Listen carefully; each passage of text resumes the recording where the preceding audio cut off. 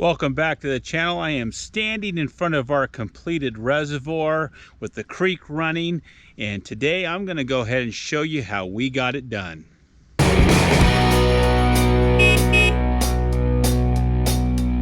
So what we have behind me is our reservoir slash pond, whatever you want to call it. Of course, as a reminder, we built this to irrigate the top part of our property.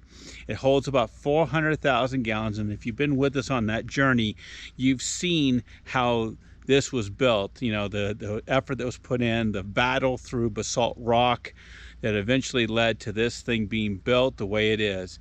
There is about 400 tons of rock sitting in this reservoir.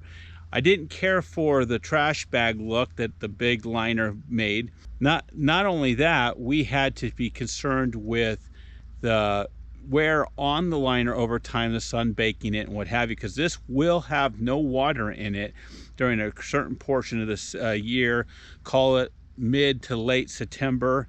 So I wanted to make sure that the reservoir had protection, and the rock does that for us. So it is about 3 feet high out of the 7 feet at this current moment, as measured by those stairs. And I'll show you how I made those stairs, got the rock in here, and that's what we're doing on this video.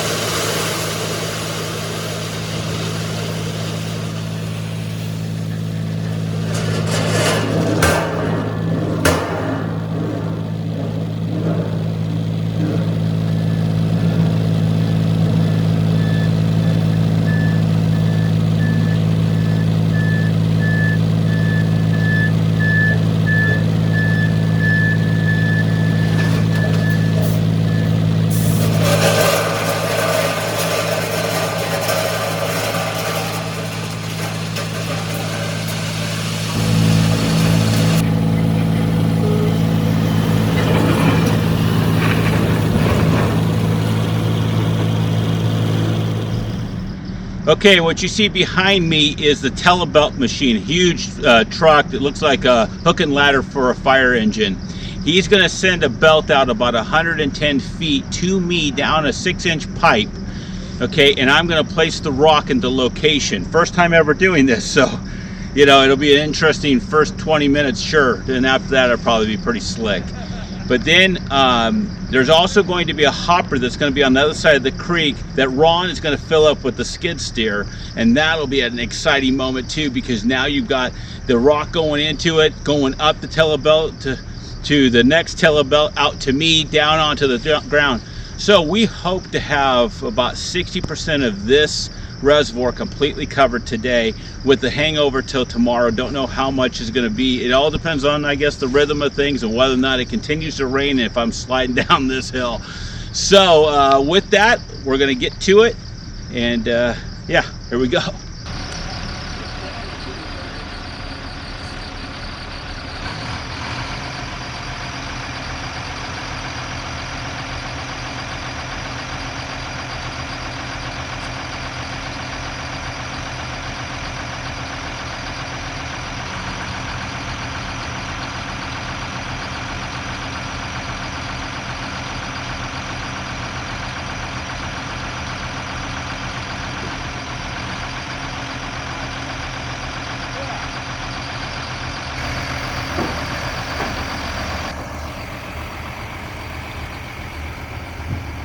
So we got to run the outrigger into the creek to stabilize. It's quite the big end on this guy.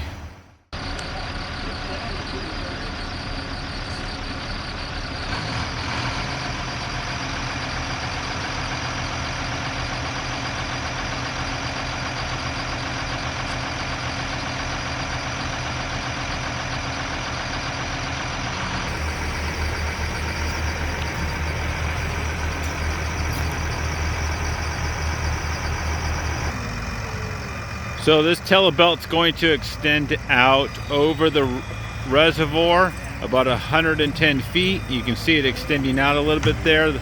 They're going to put that pipe on the end of it, and then I'm going to control that pipe. So here we go.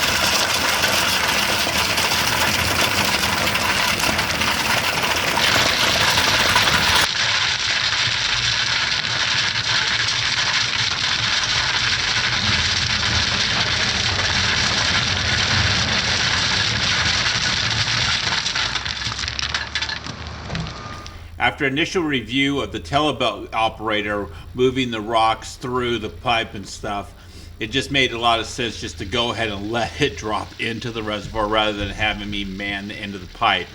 The pipe was clogging, and no matter what you do, you have some dirt mixture or something that will cause that 6-inch pipe to go ahead and bind up with these large cobblestones. So as it turns out, I got out of doing the work of standing there and guiding it, and it turned out just as well. It actually will, as you will see here in a bit, turn out really, really nice by him operating. Maybe a little thick at points, maybe a little thin at points, that maybe if you were up close to it you would have avoided. But to be honest with you, with the amount of work that this would have been, I was more than happy to take a spectator position.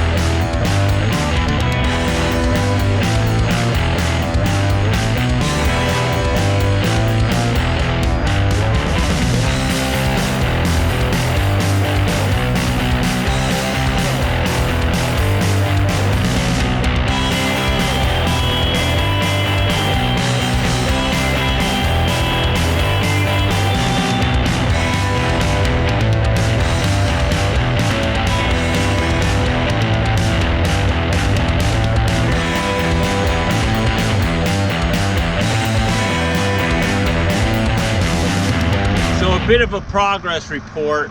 We've got a couple things kind of working, a little bit off kilter here. One, our load cycle time getting from the quarry is about 2 hours. We're burning through it faster than expected. So it's good on the one end, on the other end it kind of puts a jam. So I'm probably going to have him move a little bit, finish off the balance of the rock on this end, and then I'm going to have him shift down to the east end of the reservoir and work on the 6 loads that we have down there, which should take care of the bulk of the day at that point. Then we're going to probably have to come back tomorrow and do the finer details. Now I just had him fill up about 100 feet of the creek, so that's kind of a good thing, right? Because what that keeps me away from the conveyor truck, which will cost me a lot more to run. So I'm going to go ahead and have the telebelt do as much as possible over the next, call it 12 hours of work, to get that done by the telebelt, and then the conveyor belt will just fill in the cracks as need be. And what the upside of the conveyor belt is actually you don't have all this rock laying around when it's all done. He, comes in full, he runs it out, and that's the end of it. And it goes away and everything's clean. This is going to be a little bit messier. The stuff's kind of everywhere, but once it's there, it is what it is. So you scrape it up, you throw it somewhere else, and on to the next battle. So with that, that's the update. I think we're going to move the truck. I got to go move my tractor, get it out of the way, and then we'll get back onto it.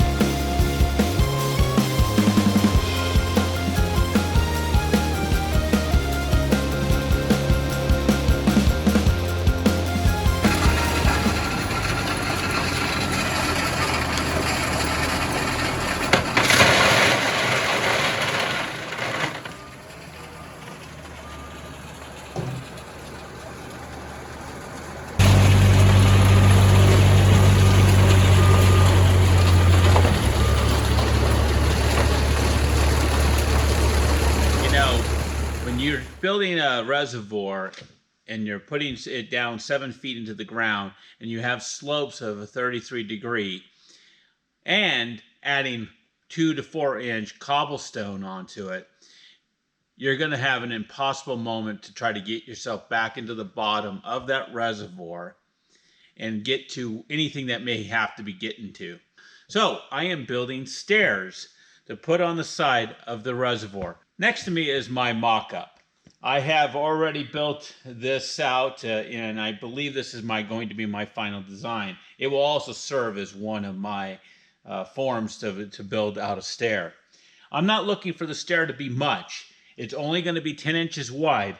However, it needs to be 6 inches high because I've got 7 feet to gain. And I've gotten a little cutesy here, and I've put a number on each one of the stairs, or I'm going to at least. And those numbers are going to represent 6 inches. So there'll be 2 1s, 2 2s, 2 3s, you get the joke, to go all the way up the side of the reservoir. So that if you are standing from a distance, you'll be able to look and see how many feet are in the reservoir, how much is remaining. Keep in mind that this reservoir gets filled up at the middle of winter, and then it stays there. And we'll go up and down a little bit due to rain and some consumption. But for the most part, by the time we get to September, that water will be significantly gone. So, with all that, I'm going to go ahead and build out these stairs. Now, one of the other aspects of the stair is to have it match the slope back here in the back of the 33 degrees. So I've had to cut this board at about 147 degrees to get my slope that I need to match up against. So what I'm going to do here is also right here, right where I've got my line, I'm going to go ahead and build the next step's going to come up and go over. Now, this is only 4 inches here. So I'm hoping that the strength of this section here will hold together. I was not planning on putting any rebarb in it, but if I've got some laying around and I can cut and just throw it in there to keep this section here connected to the meat, the 6 inches thick piece, then it'd probably be the best thing to do. So with that, I'm going to go to work and make some more forms.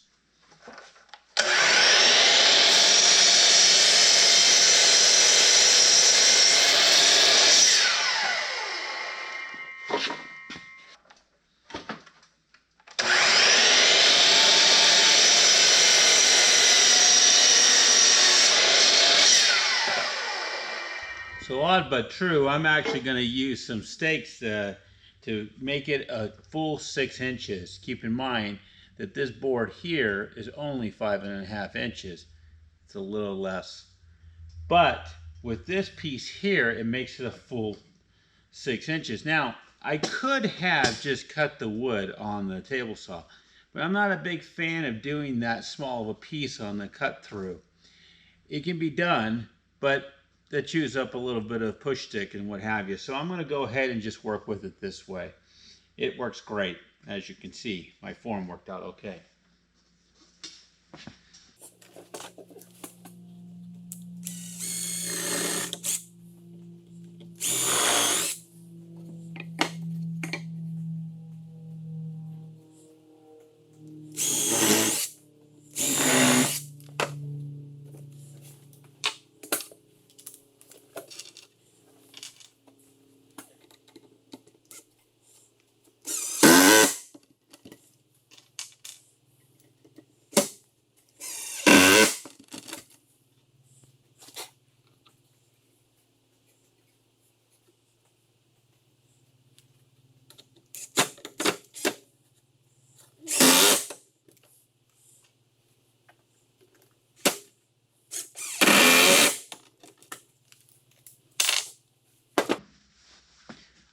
So before I move on, I figured I'd just share that all these boards are the reuse of what I'd put together for not only the gate, I used them again for the culvert home.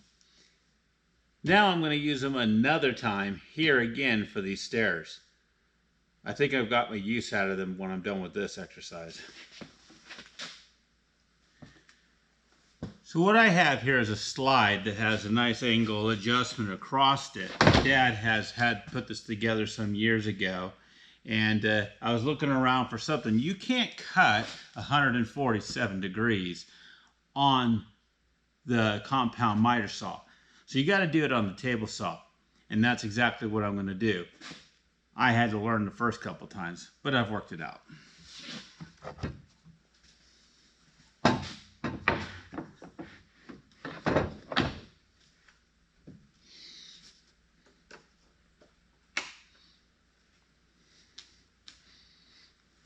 Raise the blade.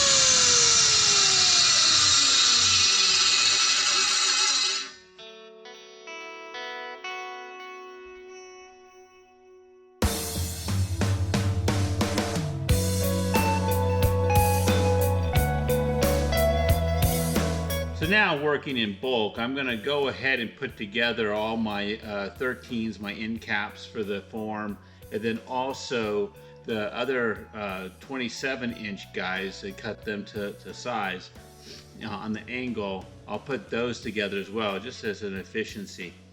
So here we go.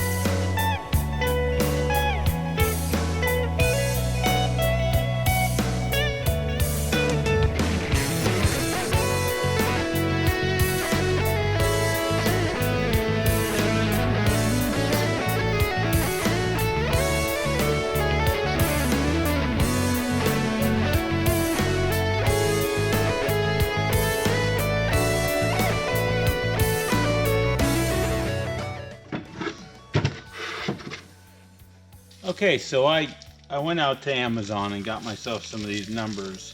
It was interesting. I went by Michael's and they had every letter under the sun. I think they had Chinese characters even. They didn't have any numbers that were 4-inch in size. I saw some 6-inch stuff out there at Home Depot, but it was real fancy stuff, $11 a number. These here were simply, I want to say they were like $4, and all they are is, you know, pressed wood. So, but hey, listen, we're only going to use this for this activity. So the key here is, how do you get the number to look the way you want it to look? So it's going to have to be looking that way. So I'm going to go ahead and drop it just like that, and there's my 2. So when you're looking at it, it'll look like a 2, not a backwards 2. So one of the other things I got to do is make sure I'm kind of in the middle, because I'm anal that way, and I want to make sure that I have that exactly such. So with that, I'm going to go ahead and give myself some marks and get to it.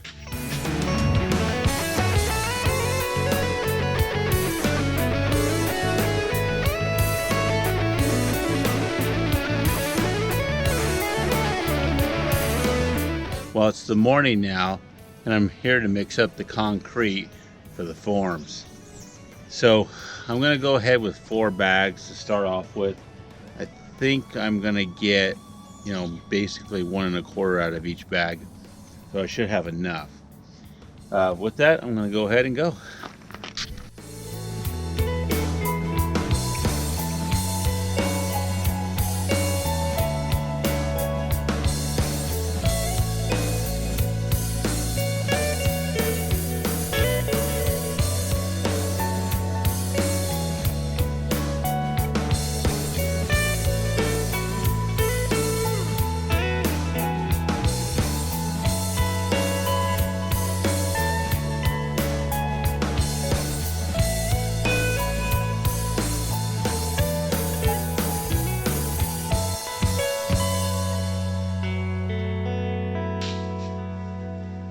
Well, I've gone ahead and got all 5 completed. I had to add a couple bags. So now I know my ratio. I've got to go down and get more supplies at the local hardware store. So with that, we'll see what comes out of the wrapper at the end. Never know until you take it out. But I feel pretty good about it so far. We'll see where we're at. Okay, well, 24 hours later, we'll take it apart. So it's 24 hours later, and it's time to take apart these forms. You got to think about it correctly, because as I'm taking these forms apart, I need to make sure I don't rip apart the number that I put in front. A little bit anxious about how the number turned out, particularly where you have that small part between the 4 or any like area that is like inside of a hole. So we'll see how it came out. You know, worst case scenario, it's kind of a funky 4 and you paint it in. But here we go.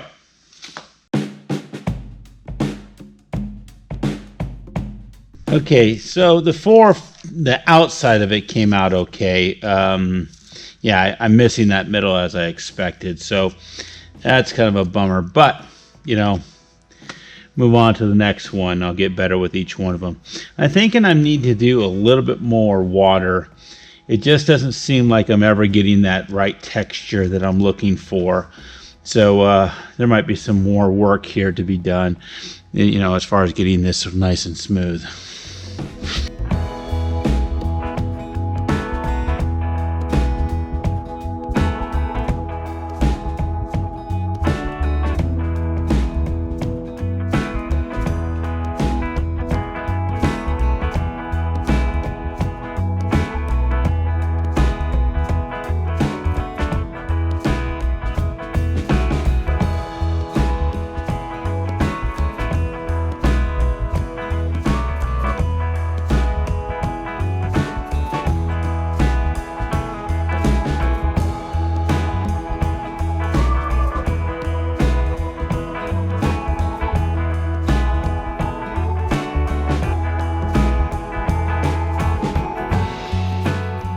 So I think I know what I'm doing wrong. I got to mix it by the bucket. So I'm going to go ahead and switch to that.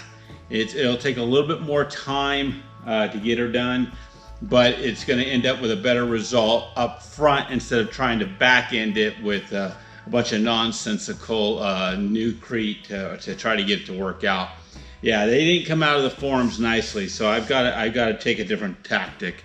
So on to the next step, and we'll see if I come up with a better result this time.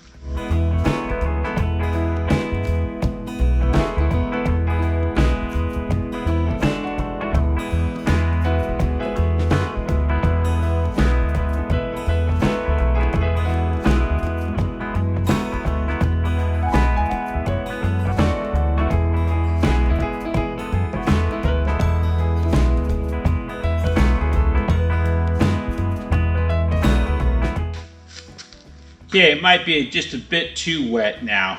Gone the other way, the other extreme. So hopefully this comes out better tomorrow than it did today. And coming up with a plan on how to solve for those. I mean, they're not trash. They're just need to be augmented and fixed. So you know, I'll go to work on that tomorrow. Once I pull these out, then I'll have the story of how to best do this. Anyway, with that, I'm going to wrap up this session, and we'll be back in a couple seconds to show you how this came out. Well, it's time to see if I've done a little bit better job with these stairs than the prior ones. I did this by mixing, as I showed earlier, whereas the other ones I did a shovel turnover, and I just don't think I was getting enough mixture out of it, so it was crumbling apart. So there was a lot of water. That's all dissipated as expected. It didn't shrink that much, so here we go. Let's see what we get.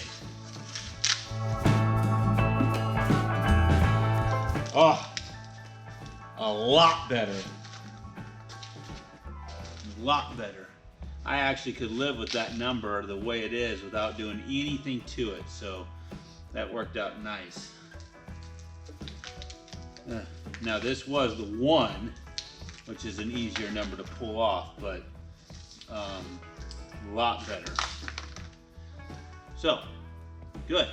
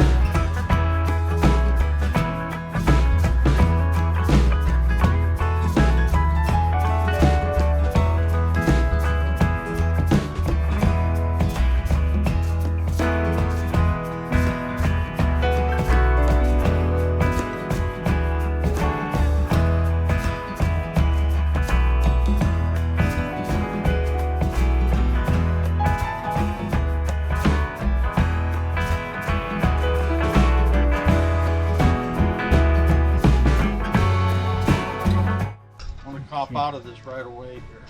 Whoops, don't you be going in it. Good? Yeah, depends on where you Well, yeah. That's good. Okay. That'll be fine.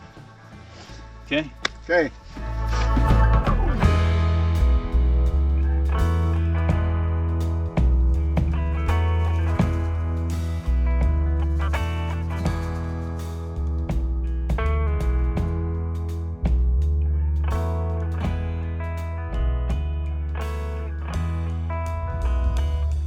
Well, got it all done there, all the way up the top, all the way to the top there. 7 exact feet, 2 stairs per foot, 6 inches per stair. So now we know the exact height the reservoir water will be. So last night we got some rain, or should I say throughout the day, and it looks like, because that is the base. The base is 6.5 inches. So we got about 6 inches of water sitting in the bottom of this thing now. You know, look, it's coming together. The stairs are up. We had a little bit of a delay in our rock situation because of the deliveries of the rock had to go to the top and go around the field, and it was a little muddy yesterday with the rain. It got pretty torrential at certain points of the day, so they were anxious about coming down. Well, day 2 of this rock fill of the reservoir, as the guy backs up to telebelt to fill in the rest of it, and we have 9 more loads, 25-ton loads of rock up in the hill. So we are ready to get this thing closed out. Let me tell you, I can't wait. It looks like he's in good position. He's got to get leveled out, and then once we get going, we'll share it all out.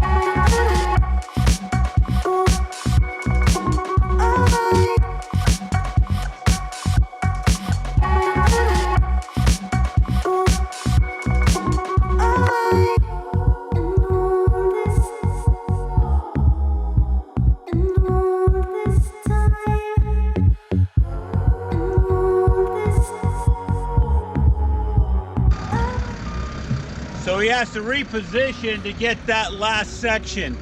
As it turns out, that first 35 feet of the telebelt won't drop any rock because it's too tight in, right? So he's got to reposition to try to get that area taking care of, that little section. So that's what we got going on.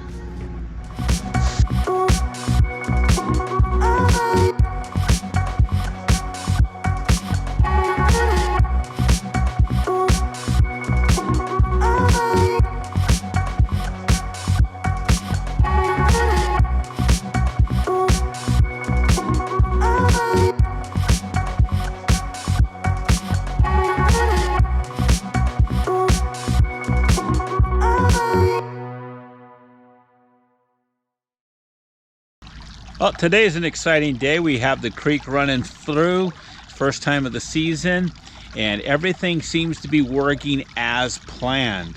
So, you know, the top culverts will not run until we have an excessive melt off at the same time. So that part will be kind of yet to be determined. It looks like structurally, of course, we're ready to go for that. But today, what I wanted to do is open up the valve for the first time, see how the water runs. As you recall, we built a trap in the center of this pooling area that would go down, come back into this function down here. Let me turn around and show you that. Okay, so let's open up this guy. Okay, so we're gonna pop open it. There's a lot of water in here, but I think we're okay with that. We're gonna open that up. We're gonna walk the distance over to here. A little squishiness on the ground, of course. A lot of snow has been melted off. About 8 inches of snow the other day, and we've had about 2 inches of rain. So now, time to see this guy. Wow, it's so exciting to see it actually working and playing out as planned. And you can see the water kind of popping out. Obviously it's got to hiccup a little bit for the air. I would expect a consistent flow here in a little bit, but if not, that still works.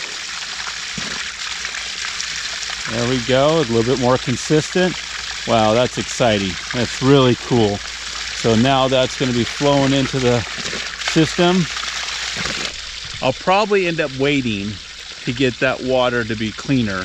So I'm going to go ahead and close it back down. I just wanted to test it for y'all and see how it looks. It looks great. It's working out perfect as designed. So I'm going to go ahead and close that. I can actually see the dirtier water coming in right now. So I'm going to go ahead and kill that out, but then do a drone flyover for you and show you how the reservoir is working.